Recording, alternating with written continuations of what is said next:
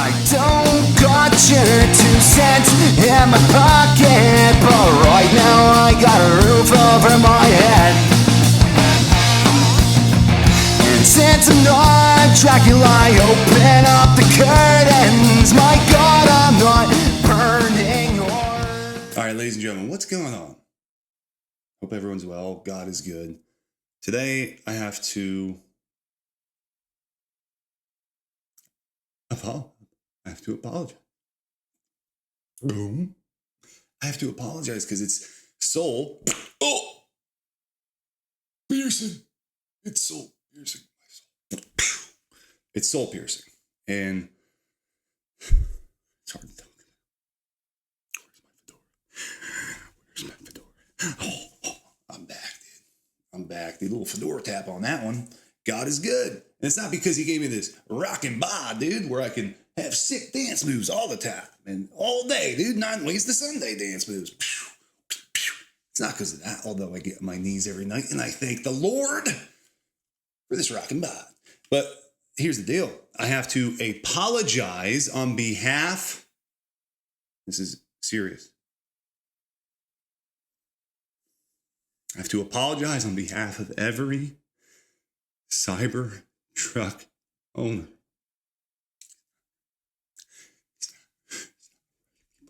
It's not right, people. You understand me? It's not right. It's not right. A little fedora tap on that one. A serious fedora tap.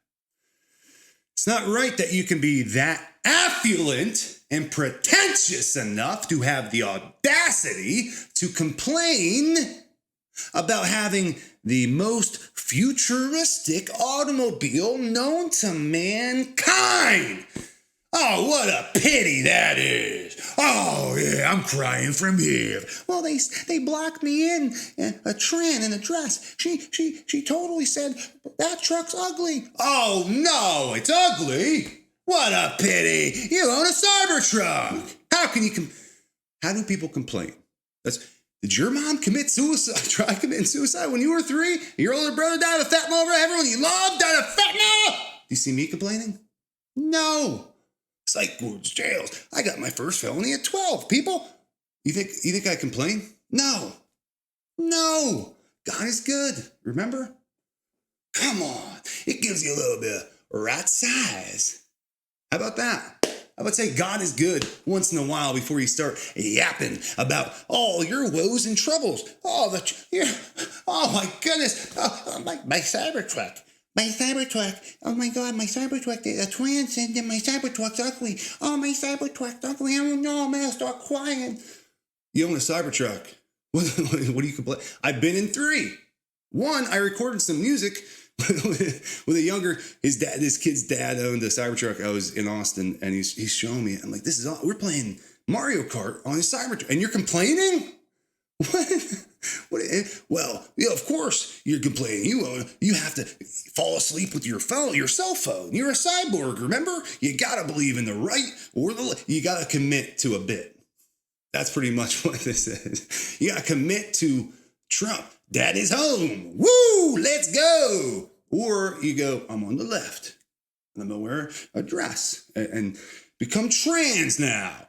And I'm going to tuck this summer, people. And I think I'm going to get down with the men in dresses. I think they're having more fun. That's all I'm saying. I think they're having more fun than people complaining about their affluence and their pretentiousness. It makes me sick.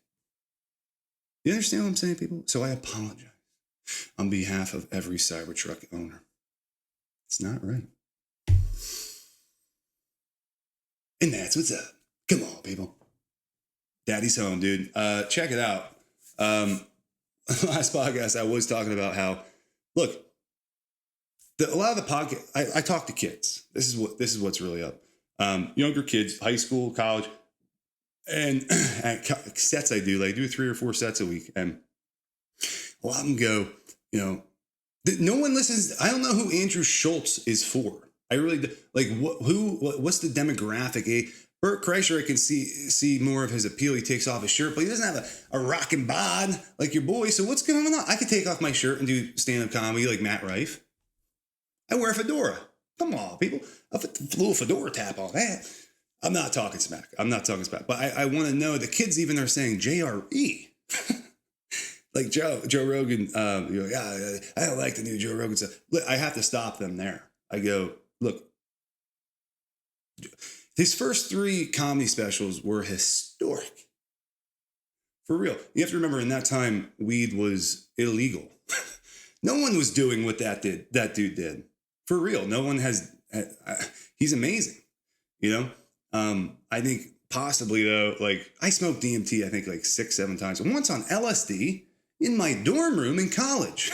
I was on LSD, smoked DMT. I'm looking at these ceiling tiles, right? There's holes in them and they start dissolving. And then boom, kaleidoscope. And the last thing I wanted to do was make a DMT documentary, people. Come on. I'm not doing that. I'm going to the cafeteria and I'm living my life. That's what I did.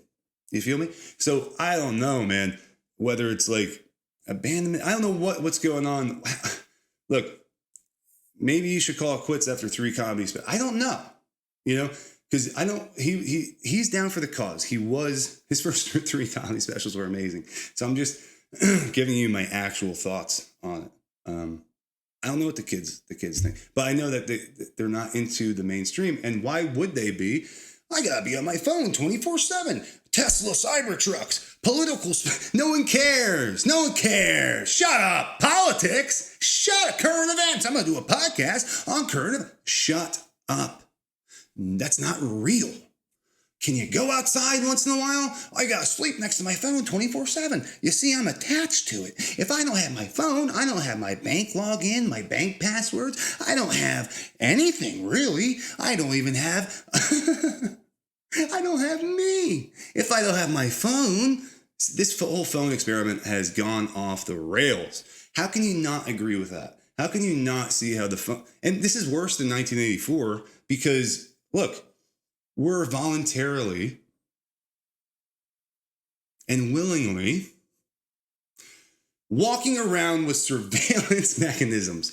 In 1984, people, the boot stomping on the human face forever was put into every household by who? Big Brother. Come on, people. So Big Brother then put the phone in your pocket. We were coerced into it, like most things, with capitalistic materialistic endeavors. That's what it be like. We are coerced every day. I don't have my phone. Well, I need it for work. I need it for this. We are lied to every day. You don't need your. This is a very blip. This is a super blip in the human civilization story. And remember, God is good. Get rat-sized. How about that? How about we don't use that? I don't know.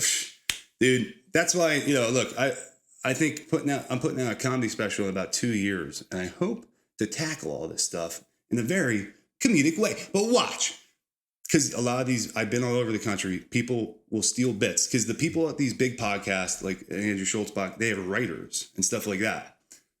JRE, still authentic, people. But look, the whole idea is like, a lot of bits will get stolen from people that aren't really well known. And that's what happens. That's why I have to put personalized information with, who I am and relating to the bit earlier, mom's suicide attempt. By the way, I love my mom. I love my dad. So that's the problem with all this stuff of too much information. There's some dialectics here. It's not black and white. It's very black and white. And this is what happens with most people in therapy, because I talk to a lot of people, believe it or not, that are struggling, and a lot of times they go, I'll never say anything bad about my family. And there's a virtuous component to that for sure. However, it's immature and it's not reality. You're living in a fake existence. Like, you have to talk about the bad stuff sometimes. You can't just always talk about the good stuff. Like, why would you even go to therapy if everything's good? Well, I would never say anything about that. That's not what the commandment, honor thy parents, thy mother and father, actually means in the first place. It's a lot deeper than that. So what I'm saying is, I love, both things can be true. I love my mom and my dad. I don't know where I'd be in life if I didn't have my parents. I think everyone agrees with that. But it is also true, I love my mom, and She did have a suicide attempt when I was 3. I don't remember. I was lucky. My older brother remembered a lot of it. He passed away. That's just the reality. So I want to provide that to the younger generation. There is a dialectical component here. It's not all one thing or the other. And that's what they try and make it seem, which is very immature. It's not reality. And people are bought into it. It's very strange.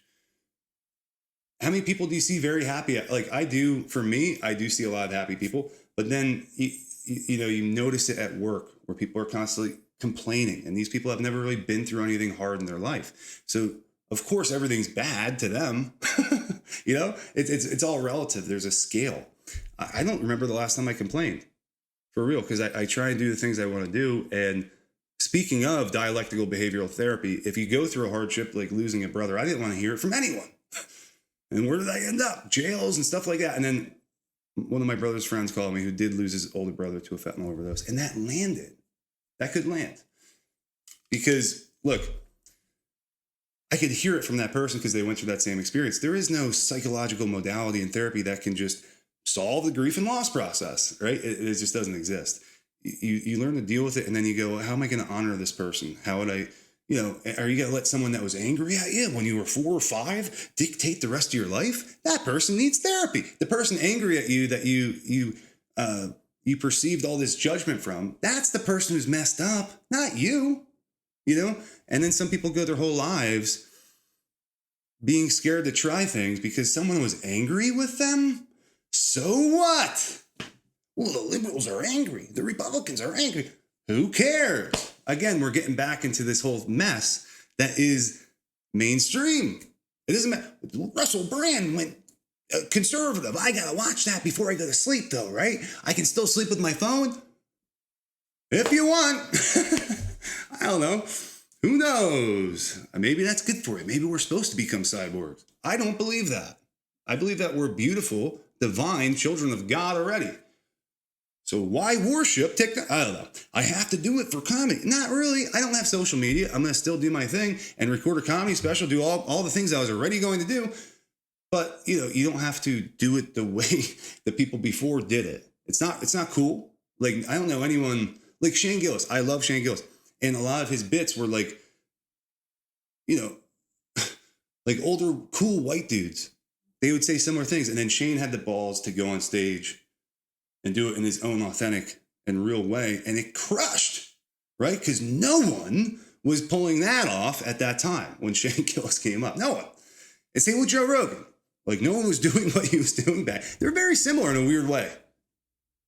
They are. In a very strange way. They did it their own way, but it's very similar. Like, it totally breaks the glass ceiling, folks. So that's all I'm saying in this podcast. I apologize to all the Cybertruck owners. And that's a fedora tab, ladies and gentlemen. It's like gossip at the office. Just a temper, I'll get off this. Actors and a photographer being picked last.